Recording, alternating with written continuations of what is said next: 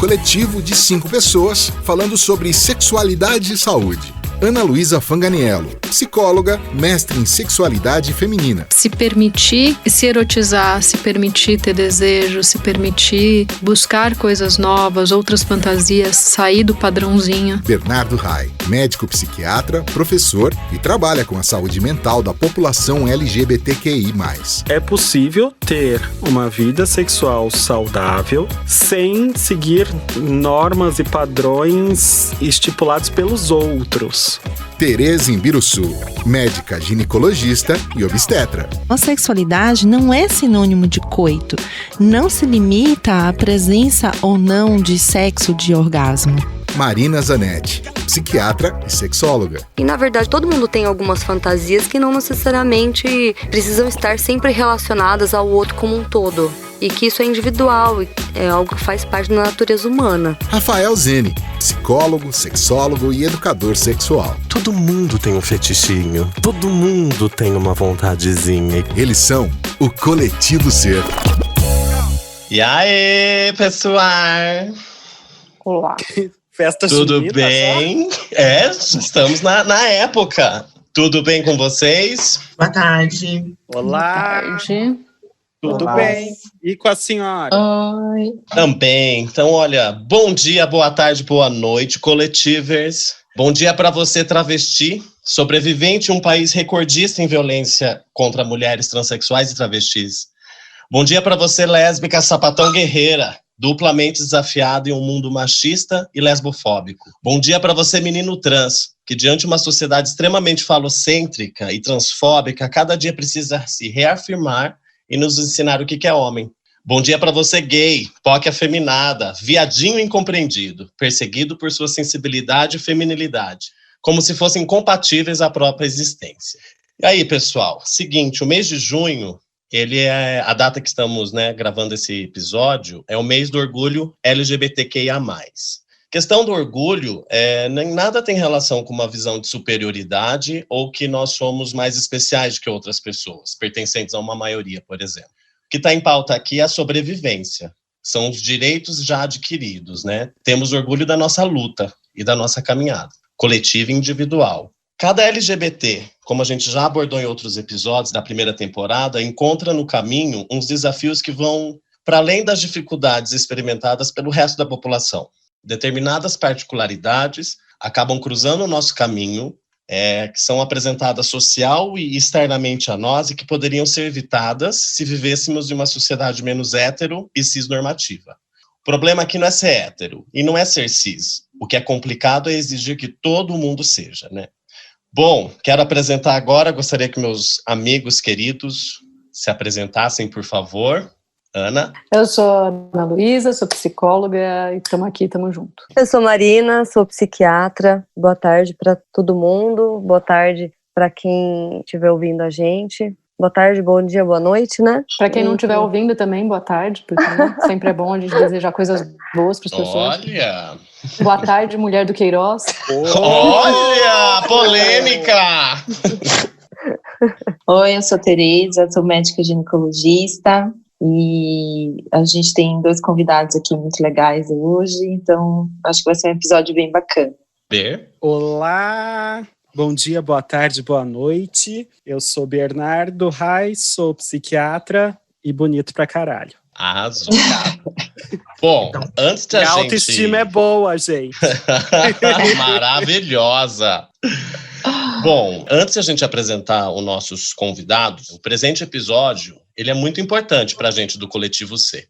O tema que a gente vai propor hoje, na realidade, é o tema que nos uniu como grupo e nos consolidou como grupo. Foi assim que a gente se conheceu, trabalhando em um serviço, num ambulatório que atendem as pessoas trans. Na primeira temporada foi um tema também bastante solicitado e a gente sabia que em algum momento a gente ia gravar, mas jamais a gente ia fazer isso sem colocar em prática um dos maiores aprendizados ao longo do nosso caminho profissional, que é nada de nós sem nós. O lugar de fala é imprescindível quando a gente vai discutir a respeito da vivência e a existência de um grupo, seja qual for. O grupo em questão, as pessoas trans, que é a famosa e ao mesmo tempo esquecida letra T do emaranhado de letrinhas, né, que representa as variadas e possíveis minorias, é o tema central da nossa conversa de hoje. E para isso, a gente convidou pessoas mais do que especiais para a gente do grupo. Sejam bem-vindas, Lorenzo e Rafaela. O espaço é de vocês. Obrigada, primeiramente, de estar aqui. É um prazer enorme, uma honra estar junto de vocês, discutindo um assunto tão importante, tão delicado, né? Pessoas especiais, sensíveis, que estão comprometidas aí com a demanda. Eu sou uma mulher transexual, meu nome é Rafaela Fini, sou assistente social e trabalho em projetos de prevenção de DST/AIDS com a população trans, em especial no Momento Transprevenção, lá do Instituto Vida Nova. Também estou no Comitê de Saúde Integral LGBT de São Paulo, do município, né, e colaboro com o Núcleo Trans da Unifesp. Para mim é um prazer estar aqui, viu? Também seja bem-vinda, Rafa. Obrigada. Eu sou o Lorenzo, eu sou... Um dia, assim que o Covid permitir, eu acho que vai ser mais fácil achar a mulher do Queiroz do que eu conseguir pegar o meu diploma, mas eu tô terminando a faculdade de Biologia. Nem vem. Calma aí. Nossa, gente, mas esse Covid tá de brincadeira. Enfim. Não vou discutir isso aqui em público. Uma DR em público para todos ao vivo, olha só. Uma nova modalidade de terapia. Eu sou graduando em Ciências Biológicas pela Unifesp.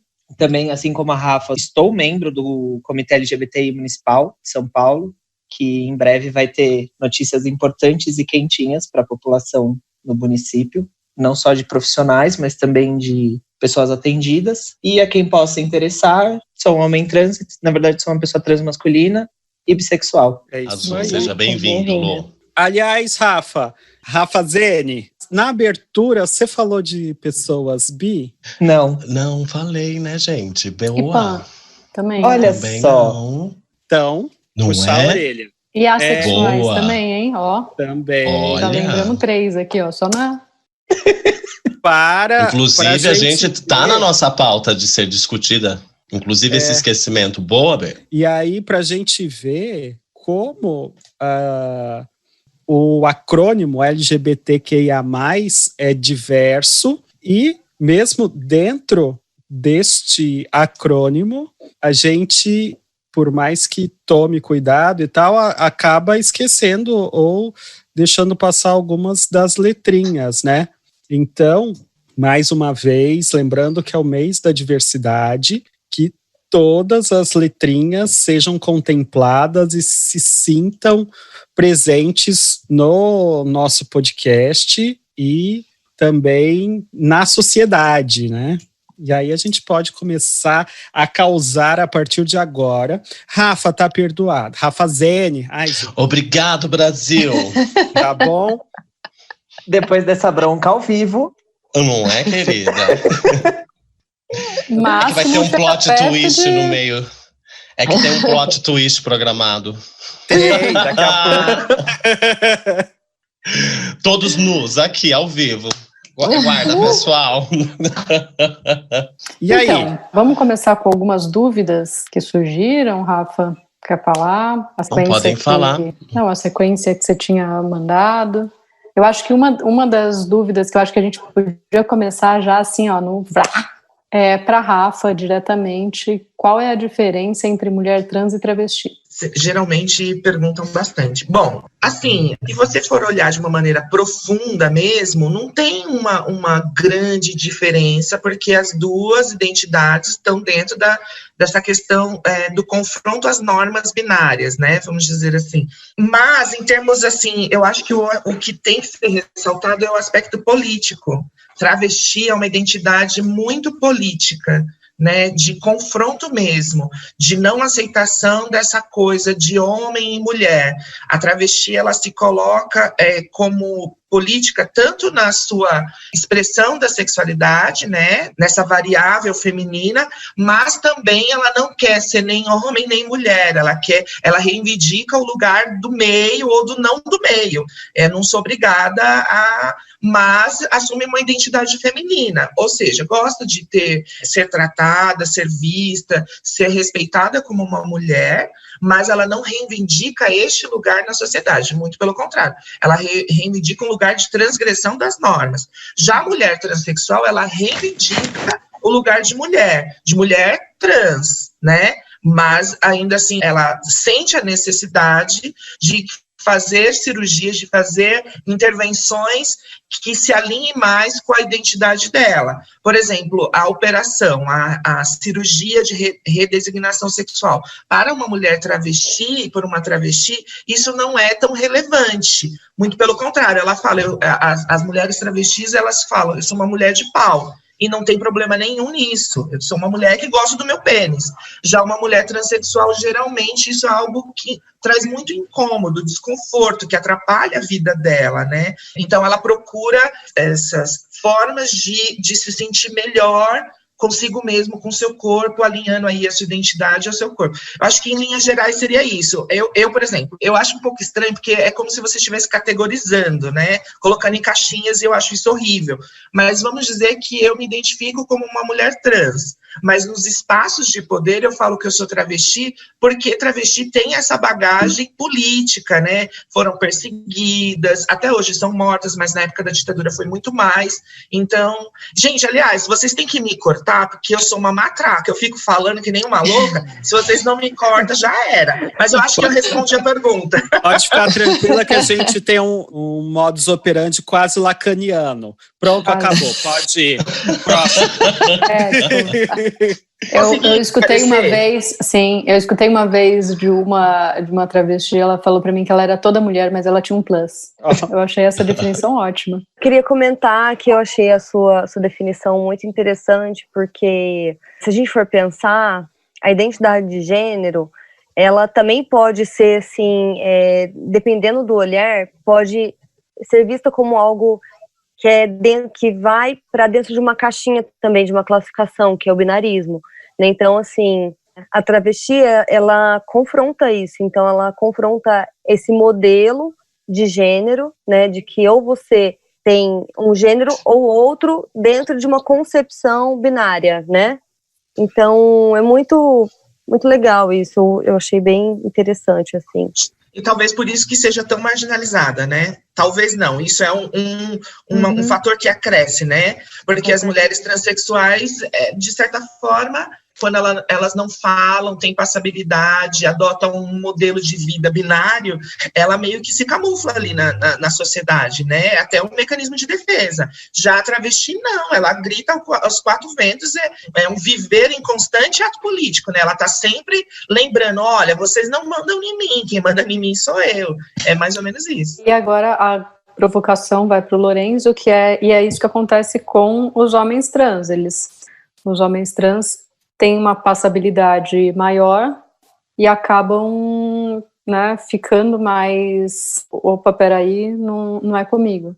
De um lado, é muito mais fácil para a sociedade não enxergar os homens trans ou as pessoas transmasculinas. Por que eu falo que é mais fácil? A gente acaba se camuflando de uma forma melhor, no sentido de poder evitar algumas violências, algumas dificuldades de acesso. Só que a gente entra também numa coisa que eu gosto muito de falar, que é a questão de você também entender como que uma pessoa transmasculina tem acesso, né, a essa passabilidade infinitamente, entre aspas. Porque para você ter acesso, você precisa ter minimamente um acesso a algum tipo de medicamento, você precisa ter uma saúde minimamente boa e você precisa ter algumas coisas, né, que muitas vezes não são dadas. Se você quer fazer o trem direito, que é o que eu sempre falo, se você vai fazer o trem direito, você precisa de um acompanhamento.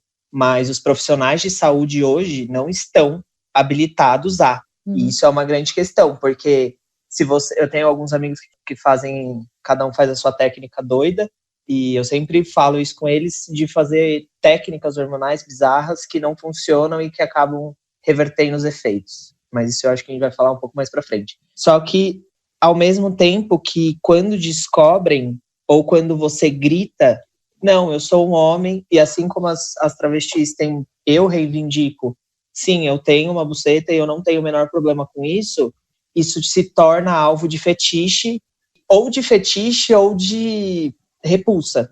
Sempre cai nos dois pontos. Dependendo do local que você tiver, e da sua orientação sexual, acaba até sendo um pouco perigoso, assim. quando a gente fala de festas, aqui em São Paulo tem muitas festas de sexo gay. E aí, às vezes, você cai num espaço desse e encontra ali uma pessoa completamente errada, as coisas tendem a ficar bastante complexas, né?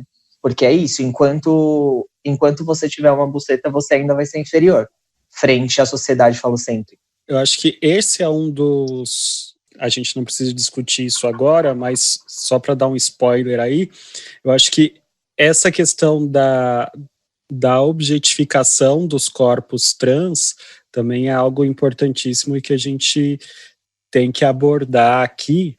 E aí, falando dessas festas de sexo, principalmente para o público gay, né? A participação de homens trans, ela tem um viés muito de objetificação, também uma questão fetichista, é algo bem complexo. Eu acho que vale a pena em algum momento a gente abordar isso, né? É que eu acho que a pessoa se transforma num objeto, assim, né, num foco de excitação, e isso é muito...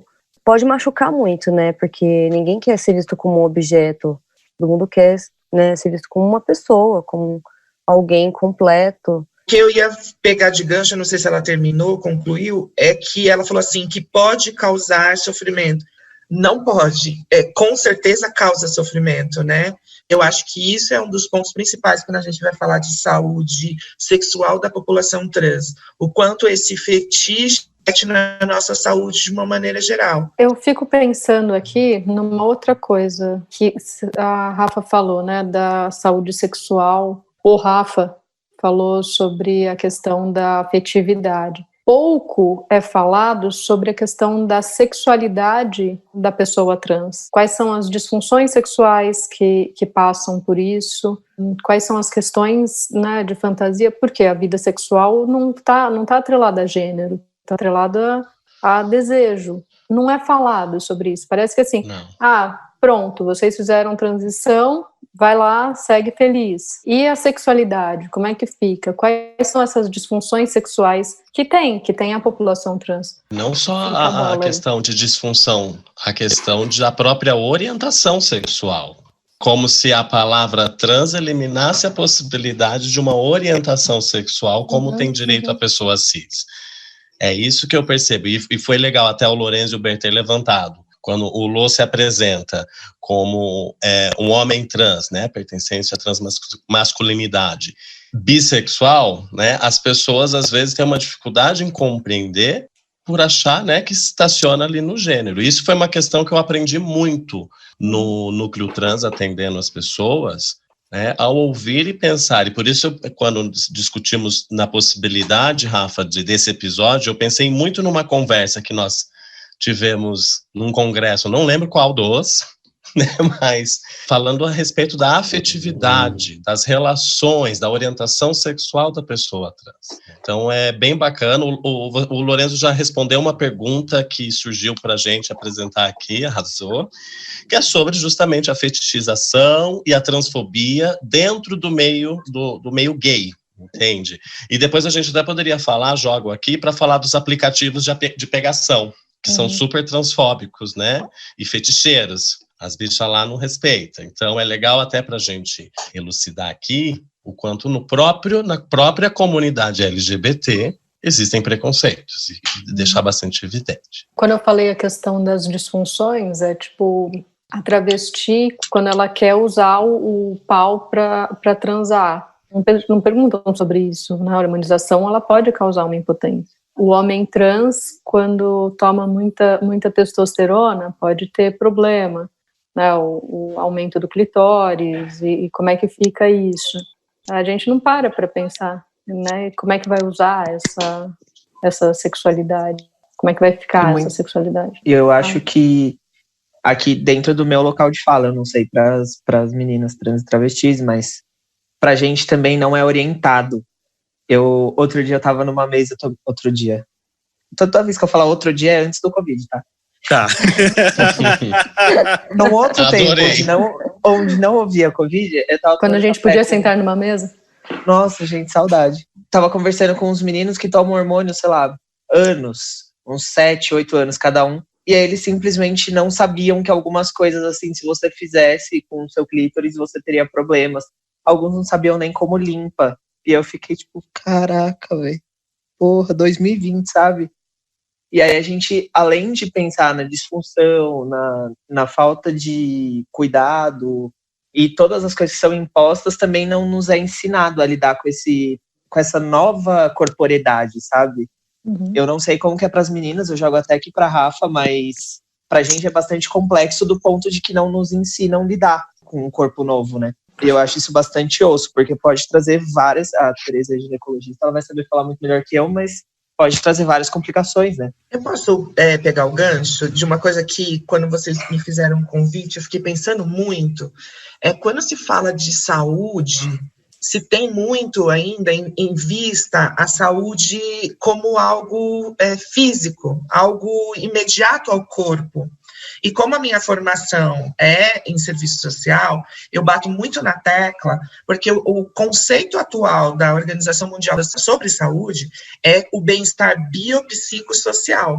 Uhum. Então, eu estou muito aqui mais para falar dos aspectos sociais, que é a minha área de estudo, a área que eu tenho maior interesse, porque como que esse processo de exclusão que é imposto para a gente, né, por essa cultura machista, de masculinidade tóxica, de binarismo, de menino usa azul e menina veste rosa, como tudo isso impacta na gente, na nossa formação, no nosso cuidado com o corpo, que o Lourenço acabou de falar. Não, ninguém ensina pra gente nada disso, é a vida que ensina, é as travestis mais velhas que ensinam. Esses dias eu recebi uma ligação de uma amiga muito querida, que ela falou assim para mim, eu fico muito preocupada desse impacto, dessa exclusão, dessa desumanização na cabeça, na saúde mental, e como isso se materializa nas nossas relações. Ela falou assim, eu queria tanto ser normal, olha o quanto está introjetado, fazem a gente pensar que a gente não é normal, que a gente não é gente, que a gente não é humano, né? Eu falei para ela, pelo amor de Deus. O corpo é o corpo errado, né?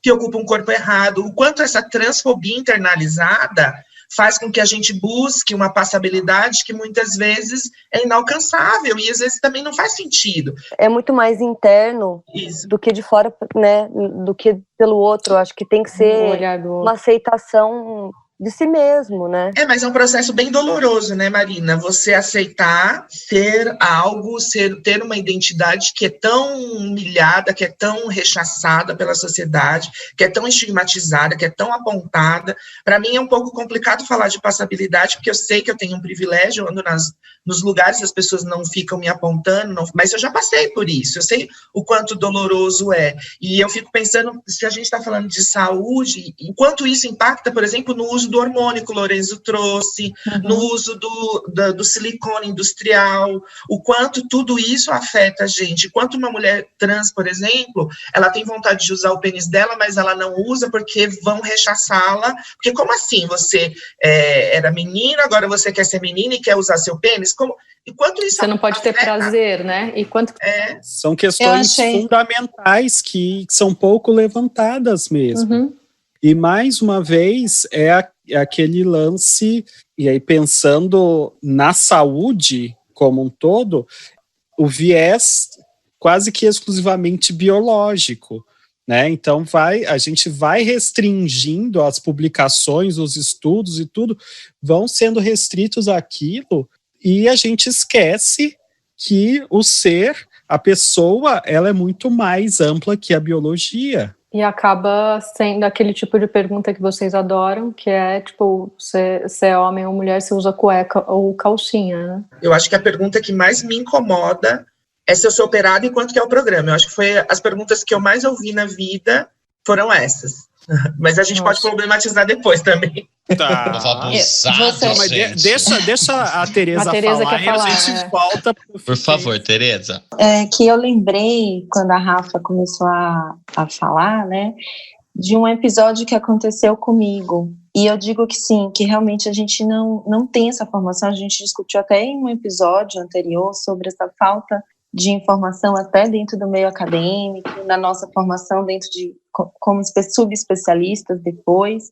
E eu lembro que eu estava na emergência de um hospital, onde era uma emergência mais obstétrica, e eu atendi uma adolescente junto com o pai, e o pai tinha levado, dizendo que ela tinha um corrimento e que gostaria que eu examinasse ela. Ela tinha 16 anos, e aí eu conversei com ela no início e tal, perguntei sobre o corrimento, depois eu perguntei se ela gostaria de ser examinada. Aí ela baixou a cabeça, assim, disse que, né, tipo, concordando com o pai, né. E aí, quando eu cheguei na sala de exame, ela estava em prantos, ela chorava muito, muito, muito, muito. E aí eu perguntei o que tinha acontecido, se tinha acontecido, né, pensei, assim, em alguma violência, alguma coisa. E aí ela desabafou comigo, dizendo que ela não se enxergava, que ela não gostava do que ela tinha, e se eu poderia ajudá-la de alguma forma. E ela chorava muito, isso me marcou. Ela tinha as mamas enfaixadas, e era, sei lá, acho que ela tinha uns 16 anos, mais ou menos. E quando eu voltei para falar com esse pai, e aí esse pai também começou a chorar, né, perguntando se eu tinha encontrado alguma coisa diferente. E aí eu fui conversar com ele, e o pai chorava muito, a esposa dele tinha falecido, e ele dizia assim: doutor, eu não sei o que eu faço.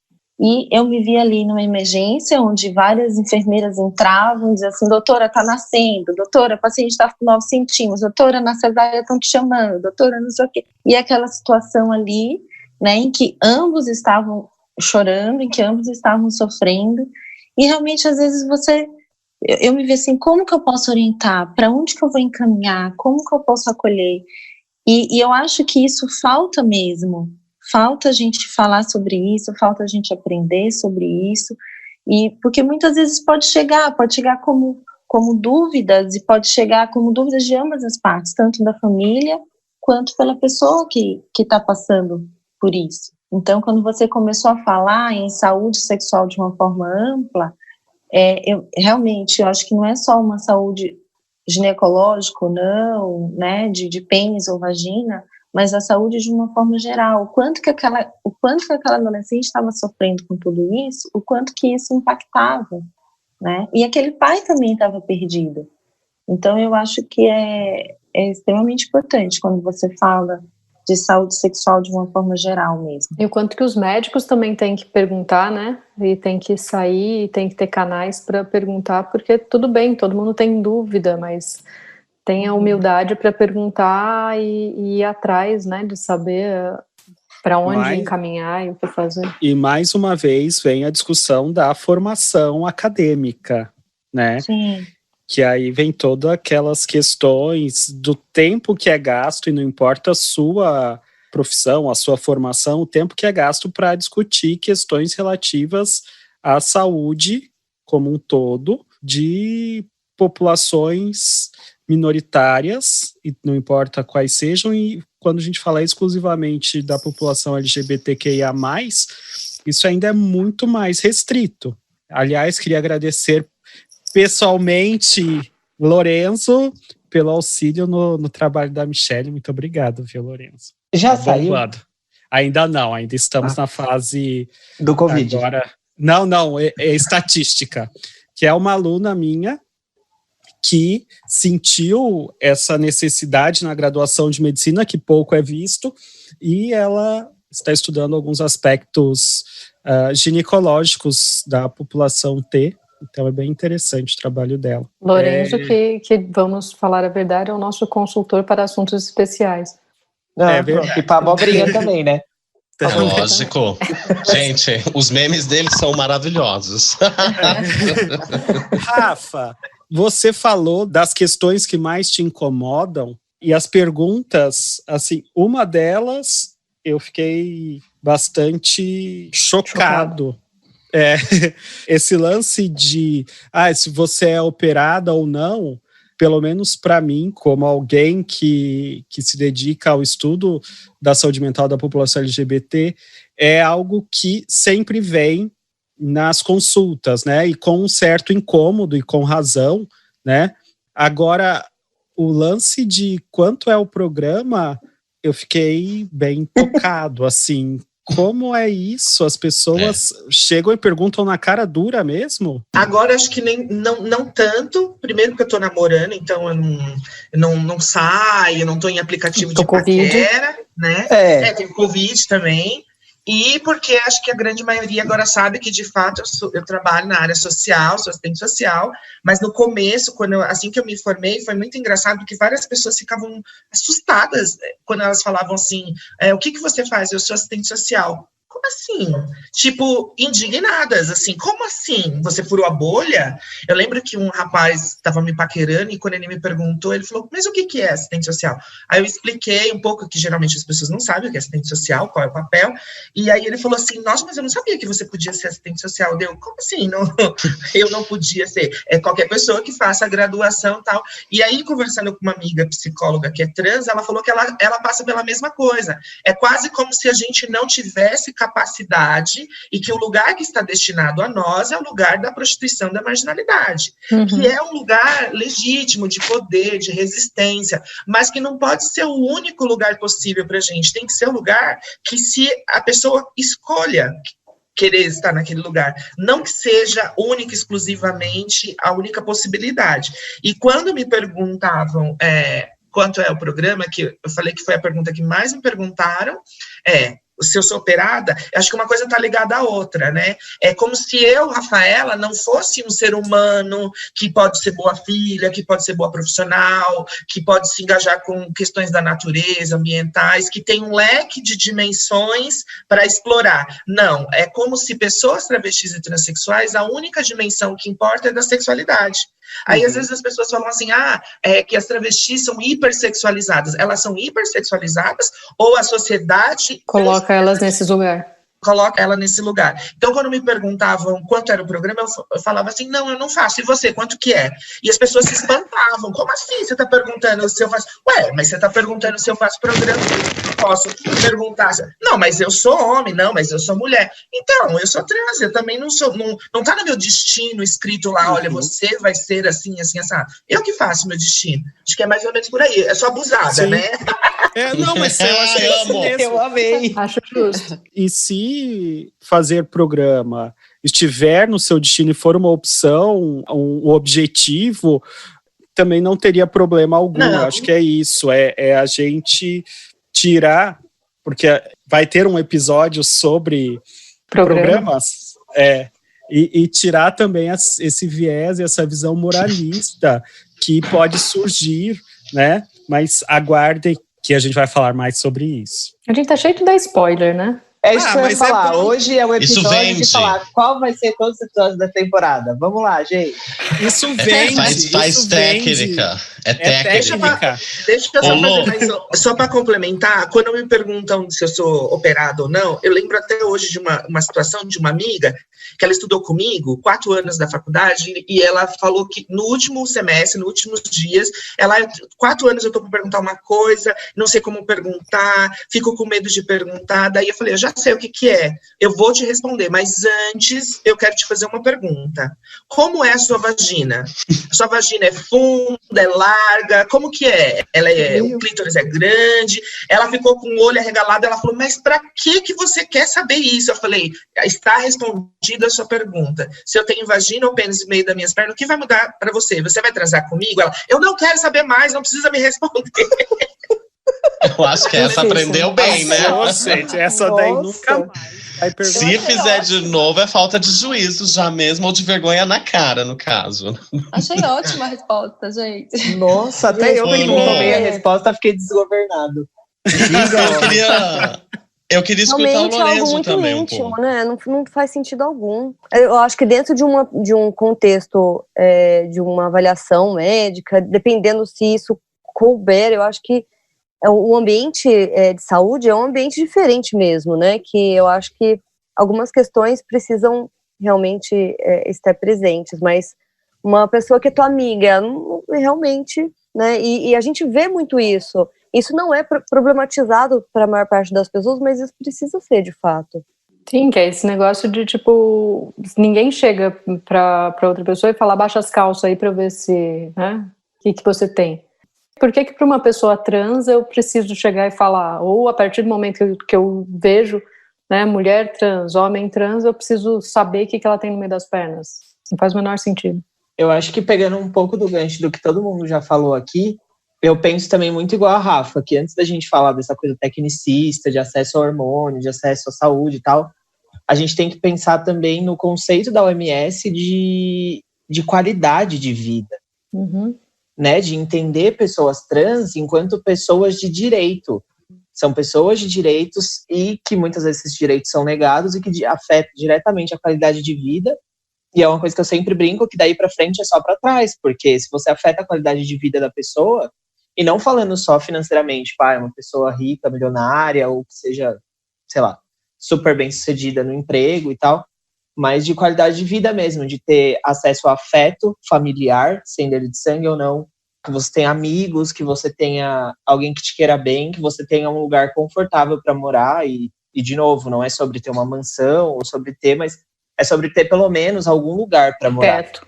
É sobre ter teto, que é uma coisa muito simples e que muitas vezes são negadas porque tem a exclusão da família biológica, muitas vezes. Eu acho que é importante a gente começar pensando na qualidade de vida. Enfim, como o Rafa Zene já tinha falado sobre os aplicativos, teve uma vez que foi muito engraçado, porque tem um aplicativo que eu não vou fazer merchan de aplicativo aqui, porque eu não tô sendo pago, tá? Então você fica aí. Exato. Quem sabe, quem não sabe se sacode. Que tem como você colocar uma foto secreta. Ixi, que você só abre pra quem você quer. Maravilhoso, gente. Você sabe, todo mundo sabe. Mas é só que a gente não vender. Eu não sei.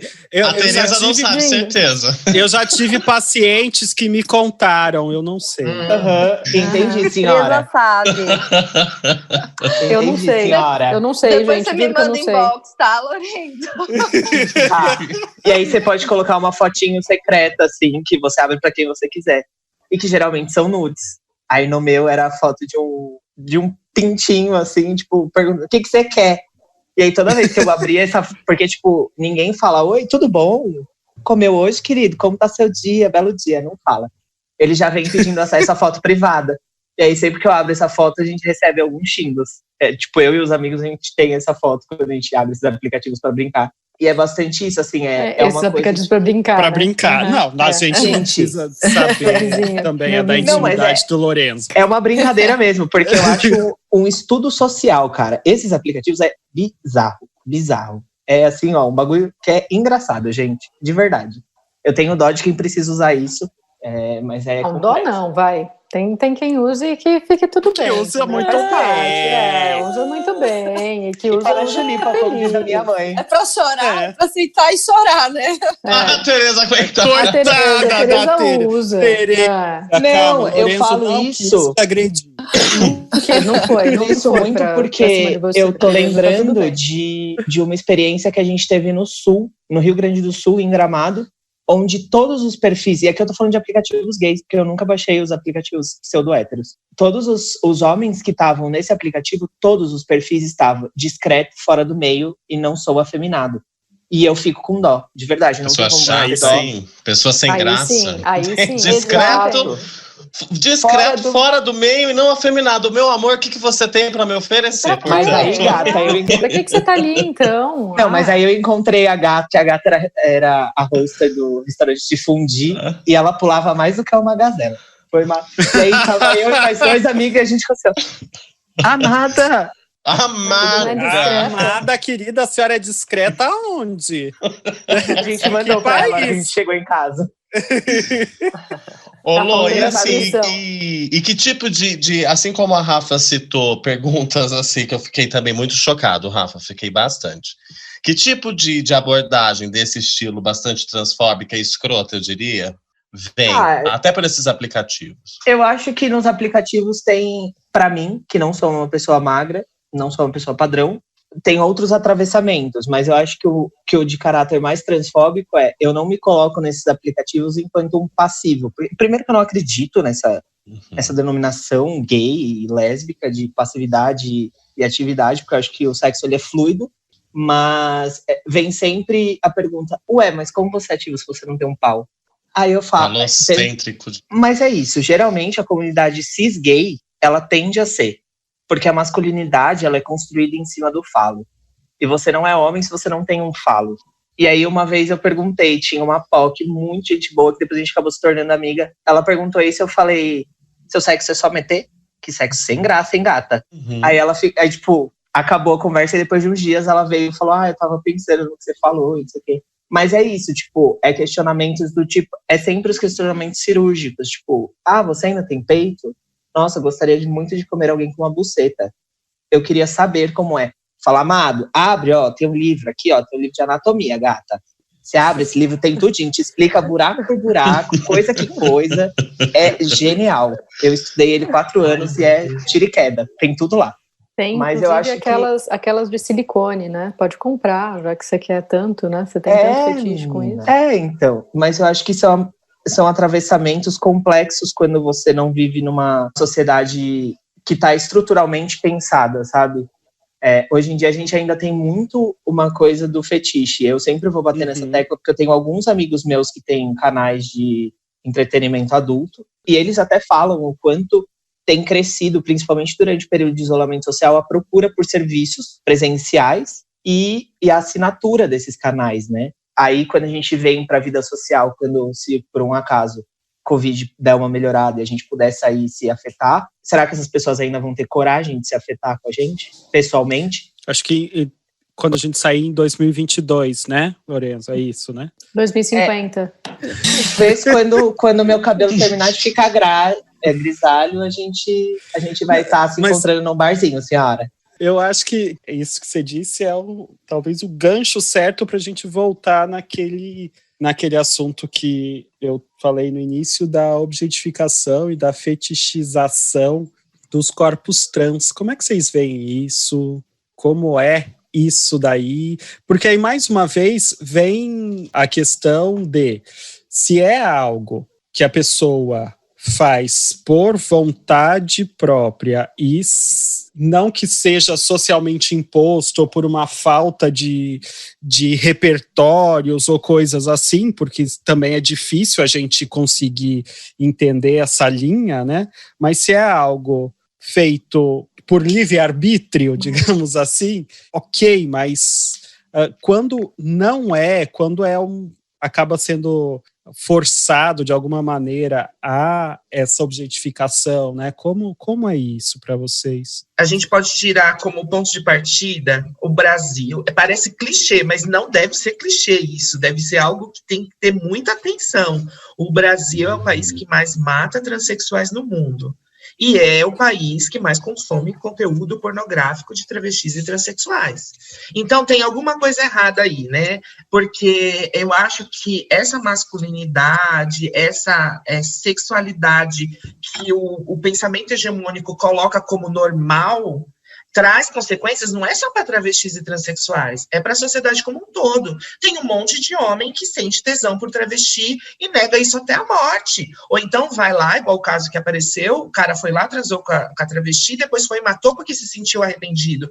Ou seja, esse desejo com culpa, com medo, com tudo isso embutido. E aí, o que isso reflete nas travestis? Elas são expulsas de casa, elas são expulsas da escola, elas não têm qualificação profissional, esse processo todo, né, de exclusão, que é também cultural, ideológico, a igreja vai virar e falar assim, não, mas você tá pecando, você tem que, né, enfim, tudo isso na construção da subjetividade de uma pessoa que não tem acesso a nada, que não tem recursos, que só tem ela e tem o corpo dela. O que acontece? Essa pessoa vê o corpo dela como um produto. A gente vive numa sociedade capitalista que você é o que você tem. Então, além de você é o que você tem que afirmar que você é mulher, é peito, é bunda, é isso e aquilo, ainda você é o único recurso que você tem para sobreviver. Então, por exemplo, eu fico muito impactada com a questão do silicone, que tem meninas que elas vão colocando, é legítimo, o corpo é seu, você faz o que você quiser. Não estou aqui para moralizar a prostituição, uso de silicone, nada. Mas o quanto está introjetado nessa menina, nessa pessoa, de que para ela ser uma travesti de sucesso, para ela ser uma trans gostosona, ela tem que ter litros e litros de silicone, litros e litros de bunda, várias plásticas para se adequar a um padrão. E que às vezes não é nem ela que conscientemente quer isso. É a sociedade que fala, olha, para você ser uma travesti respeitável, bem vista, você tem que ser assim. Olha, para você conseguir sobreviver na prostituição, você tem que estar com o seu corpo, é o seu produto. Então, o quanto está tudo interligado, né? O trabalho, a vida, o se ver. Eu acho muito triste isso, muito triste mesmo, porque muitas meninas, elas não têm uma consciência dessas opressões. Elas vão vivendo, e a culpa não é delas. Muitas pessoas falam, mas são assim, são assados. A exclusão não é só a exclusão social, a exclusão não é só de afeto, é uma exclusão muito mais ampla de conhecimento, de subjetividade, de tudo. Gente, pronto, eu não vou ficar me estendendo, que senão fica parecendo palestra. Lorenzo, o que você acha? Vai lá, Lorenzo, organizou o pensamento? Nunca, jamais.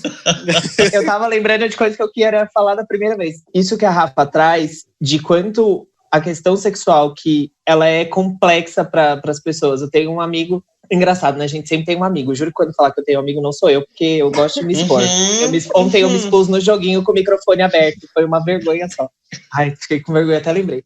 Enfim, enquanto que ele é um homem cis, gay, e para ele, até a forma de se afetar é complexa pelo fato de que ele tem prazer em dar o ânus, e isso não faz dele menos hétero ou mais hétero, sabe? O quanto a sociedade banaliza.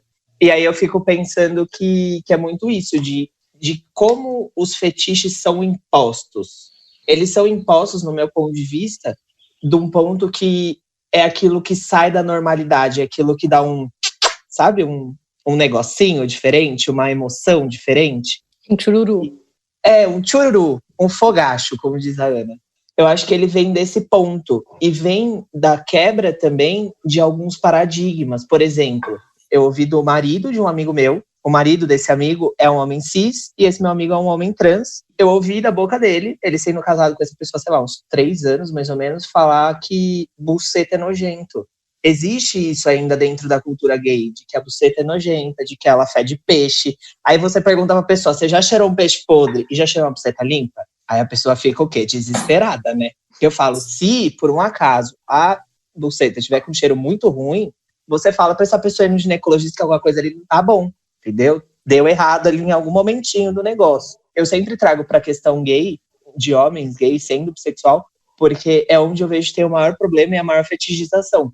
É isso, tipo, eu vejo muito que dentro da comunidade gay, você não pode, se você é gay de verdade, você não gosta de buceta. Você tem aversão, pavor, paura, tirico-tico, sabe? E o que é ser de verdade, né? Aí a gente entra também nessas questões de verdade. Exato. É uma coisa que a Fernanda sempre me fala, Fernanda de Moraes. O que é ser homem? O que é ser mulher? A gente está discutindo aqui tudo em cima de um padrão imposto socialmente com base em caracteres secundários e primários também. Para você ser homem, então, a sociedade olha para você e ela constrói todo um estereótipo de ser homem. E quando a gente fala sobre ser homem ou ser mulher, e o que a Rafa falou agora há pouco, de você é trans, você não pode ser assistente social, eu achei que você não poderia. Parece que a partir do momento que você fala, não, beleza, eu sou trans, todas as outras possibilidades de vida são apagadas. Parece que o seu papel primário e exclusivo é ser trans. Você não pode ser bissexual, você não pode ser gay, ou você não pode ser lésbica, você não pode ser, sei lá, psicóloga, nada mais pode. Parece que aquilo ali é todo o seu universo e o seu universo, você só sabe falar sobre aquilo. E uma questão também que eu tava tentando puxar da sexualidade, né? Que é bem por aí, tipo, você só pode ser uma coisa, e você só pode tratar, cuidar, ou pesquisar, ou qualquer coisa, de uma coisa na sua vida. Exato. E o foco do sexo fica sempre no genital, né? Independente de qualquer situação. Sim. Então, é muito se resume a isso. A Ana eu bloqueei a Tereza porque ela tá falando demais hoje. Foi a Marina, não fui eu. Aqui, ela fez só assim, né? Foi só com a bexiga dela. Não fui eu, foi a Marina. Você tá aí, Terezinha? Dá uma porra. Cadê a Tereza? Mas eu queria só fazer um parênteses, já que a Tereza caiu e ela vai voltar em algum momento, que eu tava fazendo um curso agora e falando de antropologia, gênero e tal, falando sobre corpo, e que o corpo, ele não tem gênero, o corpo é a gente que constrói o gênero em cima desse corpo. Então, tipo, uma roupa ela não tem gênero até você colocar esse gênero na roupa.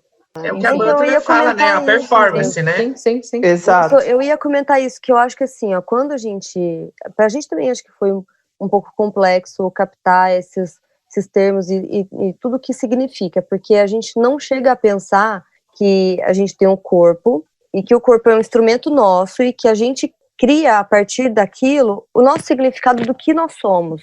E que o significado que eu quiser dar ao meu corpo vai ser o significado oficial, né? Não vai ser o outro que vai trazer aquilo que eu significo, né? E para as pessoas é muito difícil pensar nisso, porque acho que existe muito uma coisa como se o nosso corpo fosse da sociedade, né? Como se a gente não tivesse uma propriedade sobre ele, né? E sobre o que a gente é. Então, existe muito aquela coisa que, assim...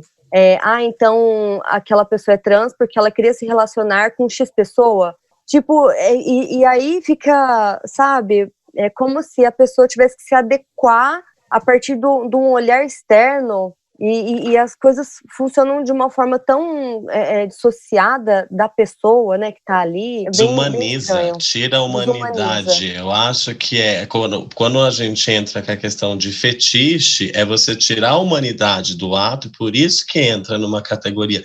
E para mim, daí é uma questão de achismo meu, daí mais baseado na psicologia, de que quando você faz esse movimento, é justamente, daí entra aquela outra pauta do afeto, né, para você tentar evitar o afeto. O quanto, né, Rafa, eu fico pensando lá no fundão, daí desse cara que sai com a travesti e a mata depois. Será que não bateu outra coisa ali também junto? Por que disfarçar com tanto... Disfarçar não, por que tanto ódio? Não é um disfarce, mas por que tanto ódio? O que ele cobre? Que raiva é essa que ele sente? É da pessoa que está à frente dele ou de ele notar que pode desenvolver algum tipo de afeto? Eu não chamo afeto só de estar apaixonado, de gostar, de humanizar aquela pessoa. Faz sentido, gente? Eu tô viajando. Faz muito sentido. De tornar aquela pessoa mais próxima, né, de você. Eu acho que a transexualidade para essas pessoas é uma afronta, porque essa pessoa ela foi condicionada a um olhar de que assim, eu sou homem tem que ser assim, eu tenho que pegar a mulherada, aí vem uma travesti que nasceu como eu e vem e faz tudo isso. Como assim? Por que ela tá fazendo isso? E a mim sempre foi falado que é assim, assim, essa. E aí, não, mas tudo bem. Então, esse corpo serve para atender um fetiche, uma necessidade, aquela coisa obscura, né? Ali entre abjeção e desejo. Aí depois eu só transo com ela, só queria isso, e eu despertei alguma coisa por ela, imagina, mas era um objeto, agora né? Tem tudo a ver com o que você está falando. Só pegar o gancho do que acho que foi o Lourenço que falou, do que é ser homem, do que é ser mulher. Eu tento sempre falar de maneira profissional, mas a nossa vida, assim, né, tá tudo interligado. Uma vez eu tinha um ficante, e ele se achando super moderno, porque ele estava ficando com uma trans, e que o pensamento dele super liberal, e eu só olhava, né, e fazia assim, então tá. Aí, um belo de um dia, ele veio aqui para casa, e eu estava fazendo uma comida que não era típica, tradicional. Arroz integral, uma coisa diferente. Aí ele virou para mim e falou assim, você não sabe fazer comida normal? Eu falei, como assim comida normal? Ele, como a minha mãe faz, arroz, feijão, bife, batata frita. Aí eu olhei e falei assim, não, eu não gosto de comida normal, eu gosto da comida do jeito que eu quero. Ele, mas você não quer ser mulher? Então, esse questionamento, lógico, que terminou, gente, óbvio. Mas eu destaco que a gente, pessoas travestis e transexuais, têm um papel socioeducativo na sociedade, a gente está sempre educando nosso redor. Claro, eu falei bastante, tentei ampliar a visão dele, mas isso que ele falou para mim é um símbolo de que, assim, você não quer ser mulher? Na cabeça da grande maioria da sociedade, mulher é aquela que faz a comida para agradar o homem, que está ali para servir. Como assim? Você quer ser travesti e não vai fazer isso? É mais ou menos isso. Nossa, deixa eu cortar vocês e pegar um parênteses antes que eu esqueça disso que a Rafa falou. Isso que a Rafa fala, pra gente é o completo oposto, mas no meio às vezes tem um plot twist do plot twist, que é a gente tá, enquanto homem trans e pessoa transmasculina que figura alguma masculinidade, a gente é tido como a pessoa que é para prover e para fazer todo aquele papel que a sociedade espera de um homem, biriri, baroró. Só que às vezes, quando a gente vai tentar dependendo da relação que você tiver, e na maioria das vezes ela vai ser tóxica, às vezes você tenta se impor e falar um pouco mais alto, quando as coisas saem um pouco do... E não tô falando aqui de agressão e nem nada, mas de impor a própria vontade. Falar, não, pera aí, calma aí que o bagulho tá ficando bagunçado. A gente entra no plot twist que é, agora você vai ser o macho opressor? Aí eu fico tipo, gente, mas a pessoa quer que eu performe masculinidade, só que a mínima vez que eu imponho uma voz que não é autoritária, ou que é só para você se manter saudável na relação, e seja ela qual for, tá? Não tô falando de relação amorosa, afetiva, é uma relação interpessoal aqui. A gente já é brecado e fala, mas você não pode ser. Meu sangue de Jesus tem poder, né? Aí eu fico manter saudável na relação. Eu vejo que vários amigos meus vivem em relações bastante complexas do âmbito de ser abusivo, e quando eles tentam se impor, aí vem esse breque de falar, epa, mas agora você vai ser o macho. É isso. E é muito isso, porque isso vem do feminismo radical. E que ele perpassa a vida das pessoas trans diretamente. Você pode ser até... Assim, eu acho que as meninas trans também vivem isso um pouco. Do momento de que elas ficam fragilizadas e falam, agora vai ser a mulherzinha toda fragilizada. A nossa vivência, ela ser sempre muito delicada, e você tá sempre medindo o jeito e como e o tom que você fala. É muito, muito, muito mais difícil você ser você mesmo. Até porque vocês têm sempre que estar numa questão de estereótipo de gênero. Exato, e ele sempre respondendo ao estereótipo. E isso acaba, e aí voltando lá ao início que a Rafa falou, isso tem um impacto na saúde global do indivíduo, né? Então, mais uma vez, a gente sai dessa questão exclusivamente biológica e entende também outros processos e outras questões relacionadas à saúde como um todo. E aí, pensando em saúde das minorias, né? Quem não faz parte dela acaba olhando aquilo como, tipo, é frescura, ou por que a gente tem que estudar isso, por que tem que saber isso, por que tem que ter essa particularidade, ou esse olhar mais atento a determinado aspecto, né? Paciente é paciente, todo mundo é igual, mas tem suas diferenças. E é justamente aí que eu acho que torna o profissional de saúde mais diferenciado no seu contato com quem ele está atendendo, né? Entender essas diferenças e buscar um atendimento mais inclusivo, né? E todo mundo é igual, só não me chama de bichinha, né? Oi, exatamente. Ana. Chamou? Uma coisa com bichinha, Ana.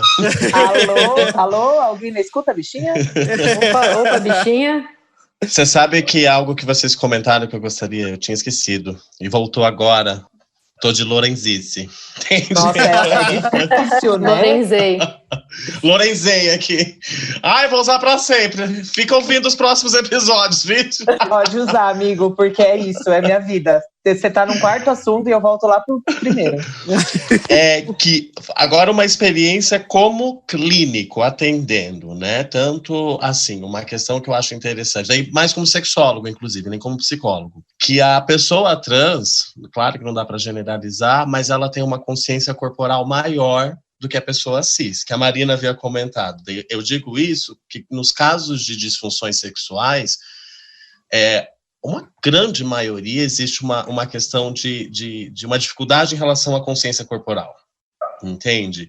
E a culpa está onde? Justamente nesse sexo genitalizado, nessa tentativa de ficar querendo corresponder a estereótipos, tanto dentro do ato sexual, quanto dos papéis desempenhados, né? E muito perpassa por essa questão da consciência corporal. E eu tenho a impressão que a pessoa trans tem mais consciência corporal, justamente por ter que passar por essas lutas, por esses preconceitos, por todos esses questionamentos, que na pessoa cis, eu acho que é justamente a falta de conhecimento de consciência corporal da pessoa cis também contribui, dá impressão para essa questão da reprodução dos estereótipos, que acaba refletindo em transfobia, homofobias e internalizadas, externalizadas. Isso, aquilo que alguém falou, não tô lembrando, sobre assim, eu vejo no outro aquilo que eu não vejo em mim, né, assim, acho que esbarra em questões que a pessoa talvez nunca parou para pensar.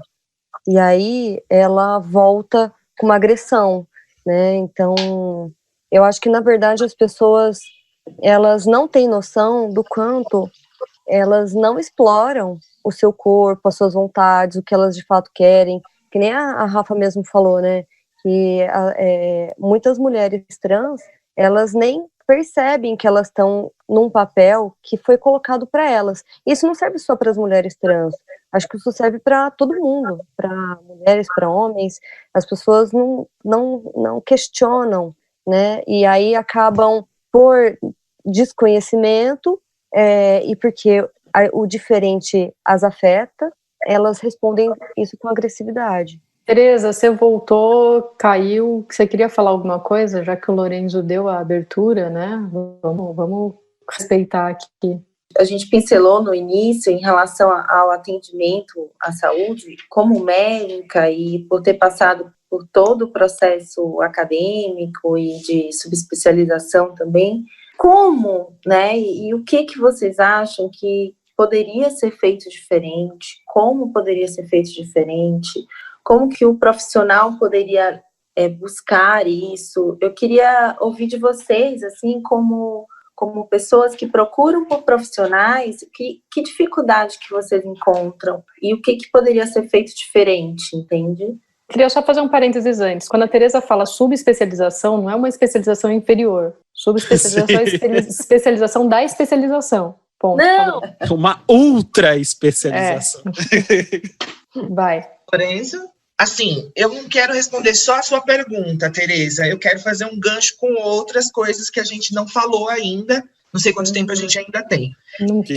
Eu acho, assim, eu passei novamente dando exemplo da minha vida. Uma vez eu fui no hospital, estava com muita dor, e tem a lei que assegura o uso do nome social, meus documentos ainda não estavam retificados, e a atendente, visivelmente uma pessoa religiosa, não quis colocar meu nome social. A minha mãe estava junto, a minha mãe já quis brigar, e eu falei, não, eu tô com dor, não quero ser atendida, depois a gente vê essa questão. Quando a gente foi para a sala do médico, o médico viu o nome masculino e viu minha identidade feminina, na mesma hora ele levantou e falou assim, que palhaçada é essa? Por que não colocaram o seu nome social aqui? Eu falei, a atendente não quis colocar, eu não quis brigar, tô com dor. Ele levantou da sala dele, ele foi lá e exigiu que ela fizesse. Quer dizer, eu pedindo, quem sou eu? Não sou ninguém, né? Agora o médico, com todo o seu poder, foi lá, e eu gostei muito da postura dele, que eu não precisei pedir isso para ele. Ele estava atento. Então, eu acho que, respondendo diretamente, os médicos precisam estar atentos e saber que o seu conhecimento é limitado, né? Porque eu antes de ser assistente social, era cabeleireira, eu tinha uma cliente médica e eu falei uma vez para ela, e aí, essa história de que médico se acha Deus? Ela falou, não se acha, tem certeza. Então, eu acho que tem que, primeiro, descer desse pedestal de que o conhecimento acadêmico e, principalmente, a medicina está acima de tudo, está acima de todos, e que o médico está naquela posição.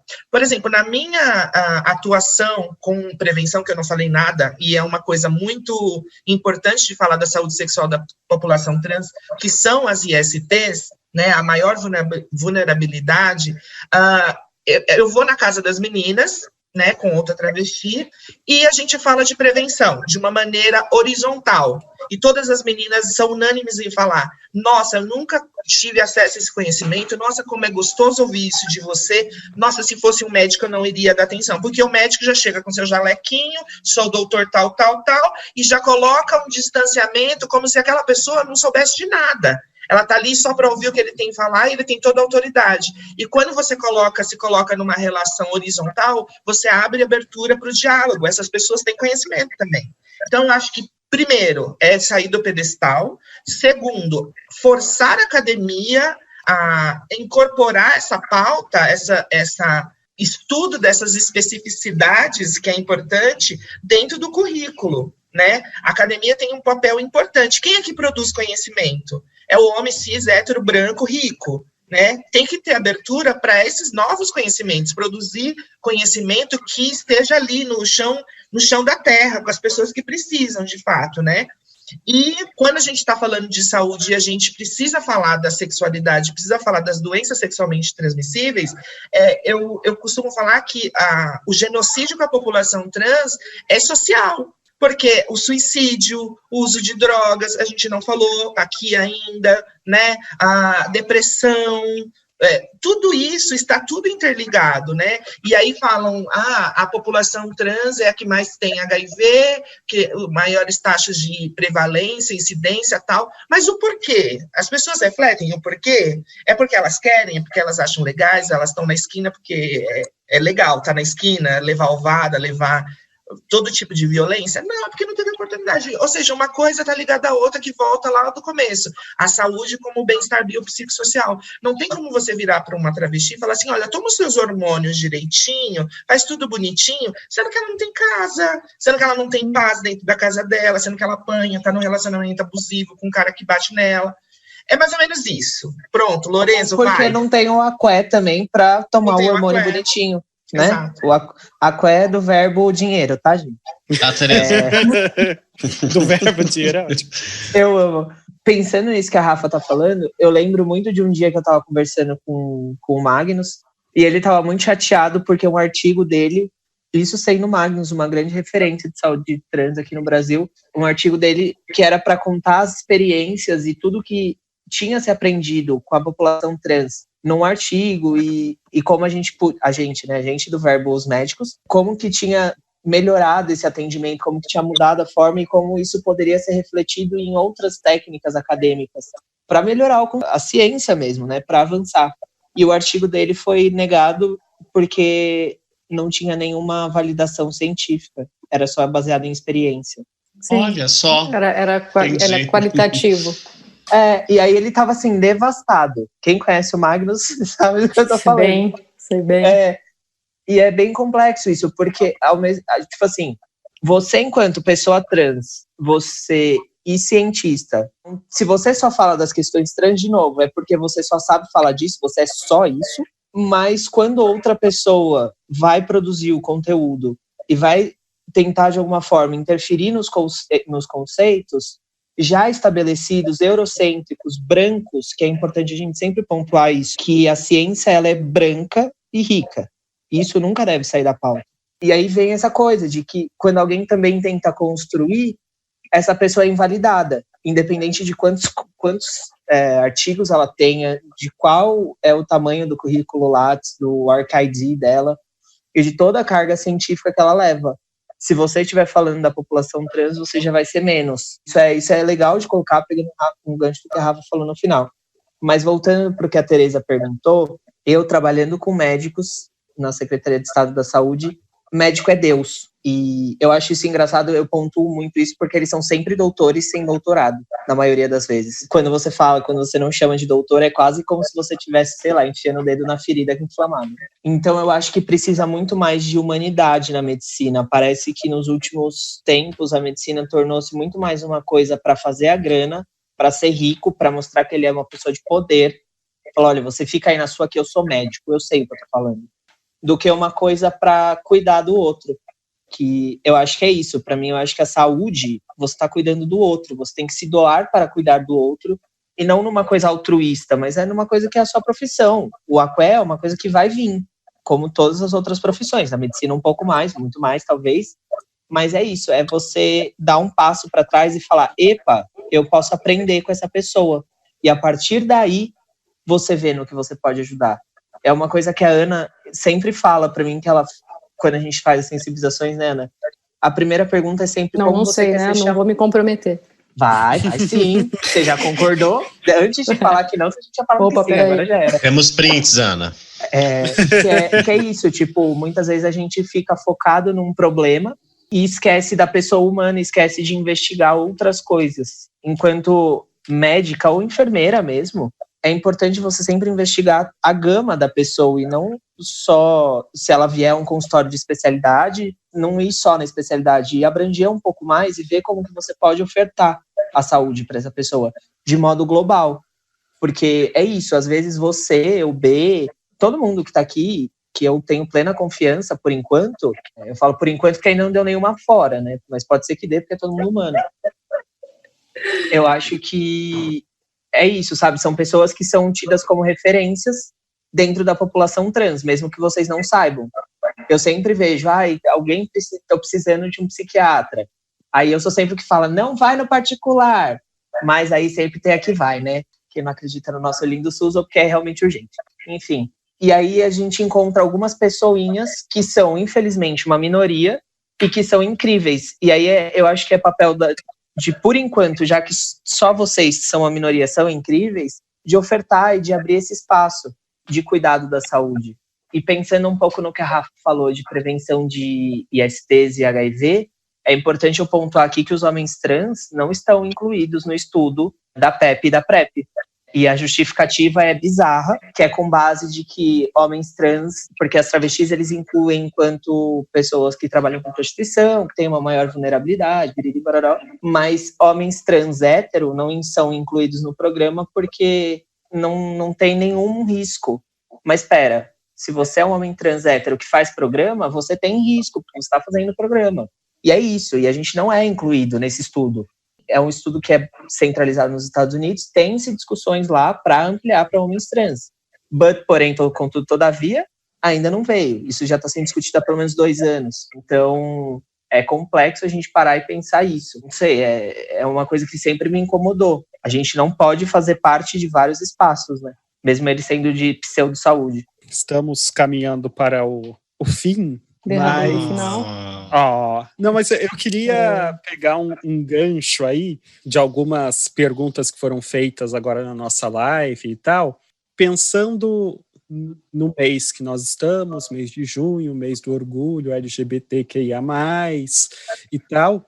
Eu queria que vocês falassem um pouquinho mais sobre o papel político das pessoas trans no movimento LGBTQIA+, porque é um papel bastante importante, mas invisibilizado também, que a gente, muito das conquistas que a comunidade tem, a gente deve ao enfrentamento a quem dando a cara à tapa e que são as pessoas trans, muitas vezes, né? Mas, mais uma vez, elas ficam invisíveis nas letrinhas, né? Como vocês veem isso? Fiquem à vontade para xoxar quem quiserem xoxar também. Nossa, mas se você não deixasse eu à vontade, eu ia xoxar as gays. Não tem jeito.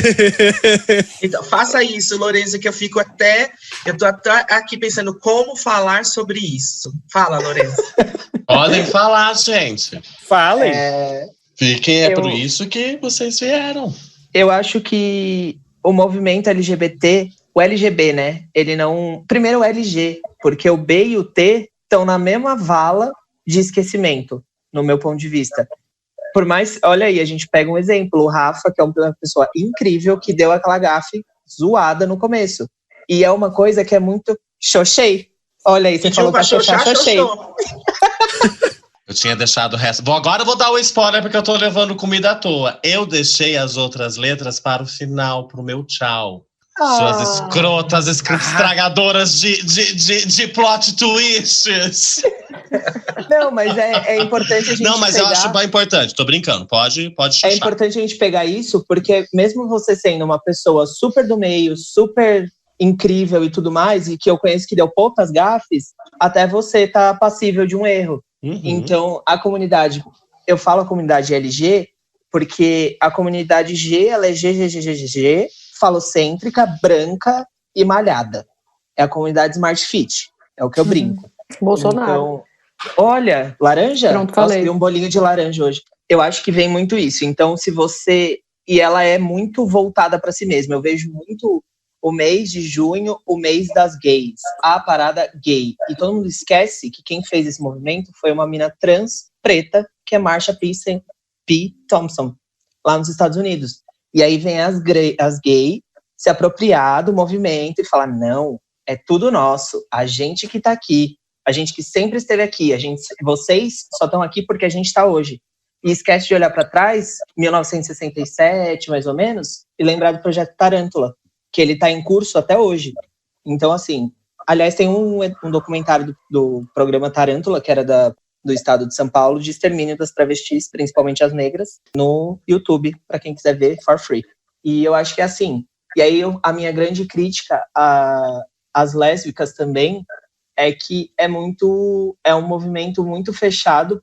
Eu acho que também Eu sei que aqui eu vou ser xoxadaço, caso tenha alguma rádio aqui na live, mas é um movimento muito bucetista.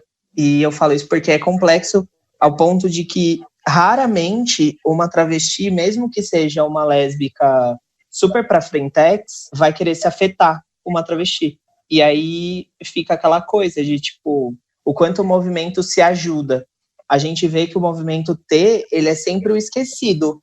Eu lembro que quando eu organizei a Marcha do Orgulho Trans em 2018, que foi o primeiro ano, eu ouvi da presidente da Parada do Orgulho LGBT de São Paulo e do secretário de Direitos Humanos da Prefeitura de São Paulo falar, mas para que vocês querem fazer essa marcha? Vocês vão tirar o lugar da parada.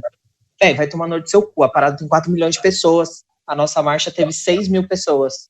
É um pouquinho mais do que 5%. Então é isso, tipo, a gente não pode demonstrar o poder, porque é isso, a população T, ela vem em ascensão da visibilidade, e de uma visibilidade conquistada à morte, e por mais que eu não goste de enfatizar a morte, eu sempre falo que é com base nas mortes que a gente ocupa espaços, e aí é com base nas mortes que a gente vem tendo alguma visibilidade, e as pessoas não querem, principalmente as gays, não querem perder o poder, porque você perder o poder significa você também minimizar recurso financeiro mesmo. A parada, ela é feita por e para as gays. Sei lá, eu acho que é bastante complexo, eu acho que essa seria uma discussão de horas. Eu acho muito delicado falar disso mesmo, mas eu gostei do que o Lourenço falou, me contempla.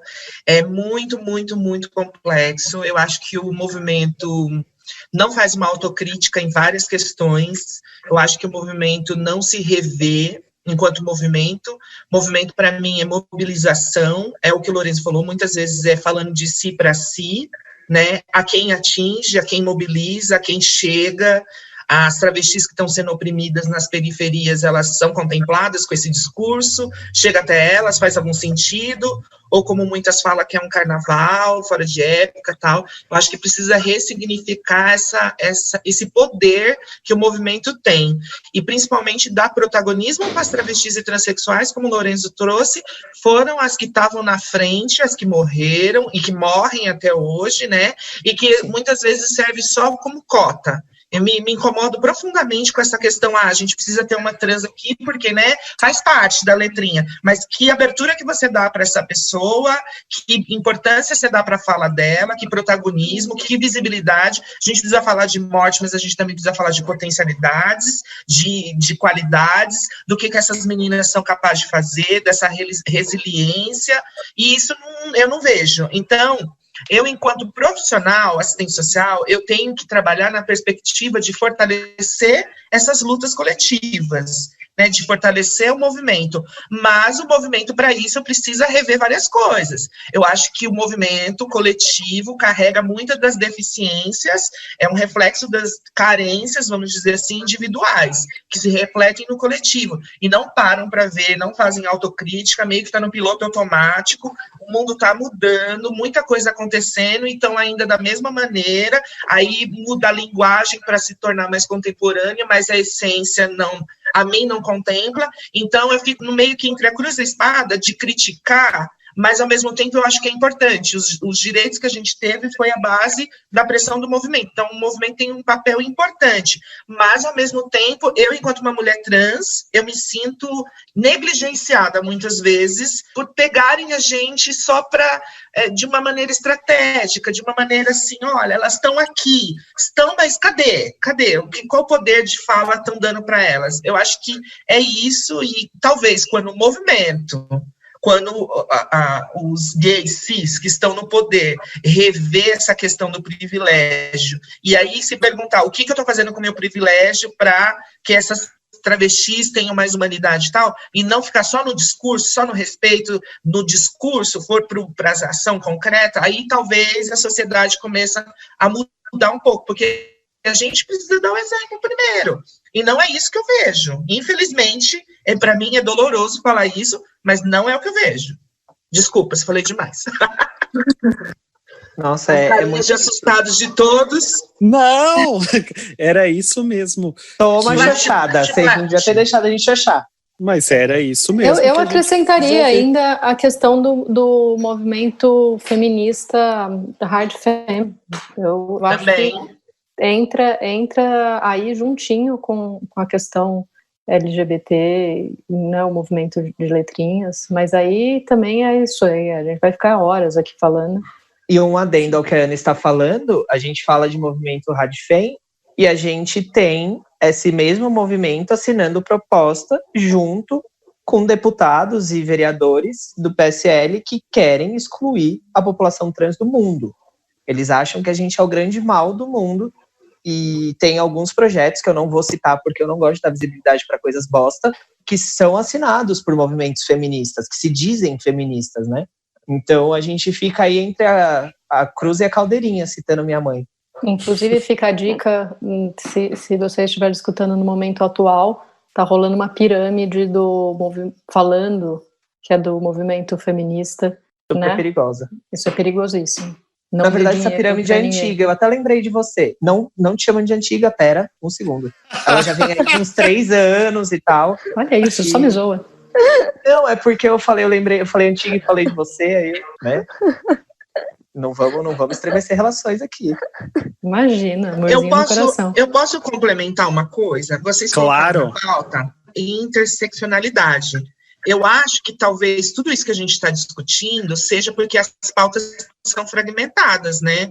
As feministas, de um lado, defendem uma coisa, né? Embora tenha várias correntes, e aí o outro lado defende a luta de classe, daí o outro lado defende a questão do racial, e estão todas interligadas. Só que as pessoas fazem vista grossa para ver que são lados da mesma opressão, da mesma estrutura, né? Que é uma estrutura que é opressora de raça, de gênero, de classe, e aí muitas pessoas não se identificam. Igual, para mim, é muito simbólico o que aconteceu lá nos Estados Unidos, nas manifestações. Uma mulher trans negra foi agredida lá no meio das manifestações. Então, daí o movimento trans fez o questionamento: quais vidas negras importam? Né? As vidas de mulheres trans negras importam? Porque está tudo, né?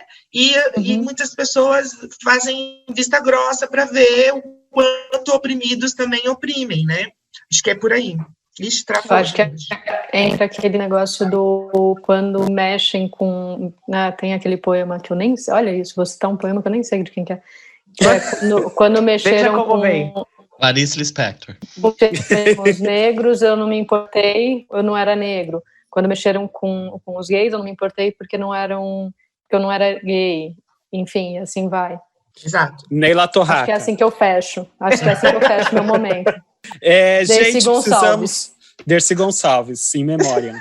Precisamos terminar. E antes eu gostaria de agradecer as participações na nossa live do Américo Nunes Neto, Luiz Eduardo Lemos, Lune Carvalho, Kevin Fontana, Robson Carvalho, Turcato, e mandar um beijo especial para o nosso novo Coletivers fanático, Érico Barros. Um beijo para você. Ele pediu beijo, a gente manda beijos. Beijo, gente. Aí. Um beijo, Érico. Tá aqui, beijo. Ó, pago. Tá pago. Querem dar seus recadinhos, redes sociais e tudo mais, que aí o Rafa faz o fechamento. Não, eu gostaria que eles fechassem. Eu só dou tchau depois. Ai, amo. Por favor. Então, Rafa e Lourenço. Por favor, deixem uma mensagem, Lô, deixe uma mensagem, Rafa, para os nossos ouvintes, para os coletivers. Lembrando que aqui é um espaço também que a gente, né, é uma oportunidade. Eu gostei muito da fala de vocês, porque nós temos a ideia de alguns públicos. E o profissional da saúde é um deles que a gente quer atingir, sabe? Como público, como ouvinte. E aqui é a oportunidade de a gente passar esses recados. Tudo que acaba envolvendo a sexualidade é complexo, é pouco estudado, mas alguns públicos e algumas questões são muito mais marginalizadas ainda.